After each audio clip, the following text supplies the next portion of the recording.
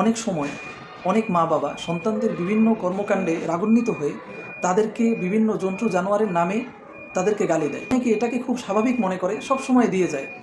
আবার অনেকে অসতর্কতা মূলত এই সমস্ত গালি দিয়ে থাকে। যদিও এটাকে মানুষ স্বাভাবিক মনে করুক, কিন্তু শরীয়তের দৃষ্টিতে এটা সম্পূর্ণ হারাম। আমি আপনাদের সামনে দুটি ফাতাওয়ার কিতাব থেকে একটু পড়ে শোনাই। ফাতায়া হিন্দিয়ার মধ্যে এসেছে, ওয়াকরাহু আইয়াশতিমা গায়রাহু বিতাশবিহিহি বিল হায়াওয়ানাত কাকৌলিহি ইয়া কালব ইয়া হিমার। যে অন্য কাউকে কোনো জন্তু জানোয়ারের সাথে তুলনা করে গালি দেওয়া এটা মাকরুহে তাহরিমি তথা নিষিদ্ধ। যেমন কেউ কাউকে বলল হে কুকুর, হে গাধা। এর চেয়েও আরও স্পষ্ট এসেছে রদ্দুল মুখতারের মধ্যে, ফতোয়া শামির মধ্যে, ওয়াসাব্বু ওয়াশাতমু হারামুন আলাল মুসলিম, যে গালি দেওয়াই তো মুসলমানদের উপর হারাম।